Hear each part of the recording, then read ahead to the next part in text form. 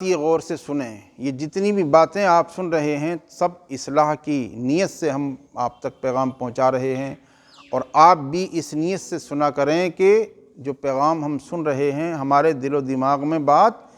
بیٹھ جائے، سمجھ میں آ جائے، اصل مذہب اسلام جو ہے ہم تک پہنچ جائے، سمجھے؟ تو اصلاح کی نیت سے ہی یہ باتیں سنائی جاتی ہیں، اس لیے کہ اللہ کے حبیب کریم صلی اللہ تعالیٰ علیہ وسلم نے ارشاد فرمایا بلغوا عنی ولو آیۃ، میری طرف سے دوسرے لوگوں تک پیغام پہنچاؤ، اور ایک حدیث شریف میں فرمایا کہ تم میں جو حاضر ہے وہ غائب تک پیغام پہنچائے، اور فرمایا تامرون بالمعروف وتنہون عن المنکر، تمہاری ڈیوٹی ذمہ داری یہ ہے کہ بھلائیوں کا حکم دو، برائیوں سے روکو، اور اس طرح کی بہت ساری آیات اور احادیث کریمہ ہے جس سے یہ پتہ چلتا ہے کہ ہماری ذمہ داری ہے، ہم پر یہ فرض ہے کہ ہم اسلام کو دوسروں تک پہنچائیں، مؤثر انداز میں پہنچائیں، مفید انداز میں پہنچائیں، سمجھ رہے ہیں آپ؟ اور مقصد اس میں کیا ہو؟ صرف اور صرف اصلاح، اللہ رسول کی رضا کا جذبہ، خالص دین کی جو ہے اصلاح مقصد ہو، اصلاح مطلب یہ کہ دین لوگوں کی اصلاح مقصد ہو، دین کا پیغام پہنچانا مقصد ہونا چاہیے، اشاعت دین مقصد ہونا چاہیے، سمجھے آپ؟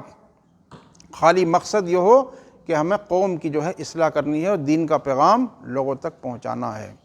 لہٰذا ایک بات یہ یاد رکھیں آپ کہ مقصد جو ہے وہ صرف اور صرف گفتگو کا مقصد کیا؟ مقصد صرف اور صرف یہ ہو کہ ہمارا مقصد ہے دوسرے کے ذہن میں اور دل و دماغ میں بات کو اتار دینا، لوگوں کو سمجھا دینا، اچھی بات لوگوں تک پہنچا دینا، دین کا پیغام لوگوں تک پہنچا دینا۔ قرآن عظیم بھی نازل اسی لیے کیا گیا ہے، اس لیے کہ یہ اللہ کا کلام ہے، انبیاء علیہم السلام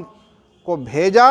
اس لیے تاکہ وہ اللہ کے احکامات کو لوگوں تک پہنچائیں، سمجھے آپ؟ تو دین کی تبلیغ مین مقصد ہونا چاہیے، واعظین کا مین مقصد، مقررین اور خطباء کا جو مین مقصد ہو وہ اصل مقصد یہی ہونا چاہیے کہ دین کا پیغام لوگوں تک پہنچانا۔ آج ہمارے یہاں اصلاح کا جو ہے سلسلہ بہت کم ہے، تبلیغ کا سلسلہ بہت کم ہے، اشاعت دین کا سلسلہ بہت کم ہے، سمجھے آپ؟ لہٰذا اس راہ میں محنتوں کی ضرورت ہے، اللہ کی رضا کے لیے دین کا پیغام لوگوں تک پہنچانے کی کوشش کرنا چاہیے، اور صرف نیت میں صرف اور صرف یہ ہو کہ اصلاح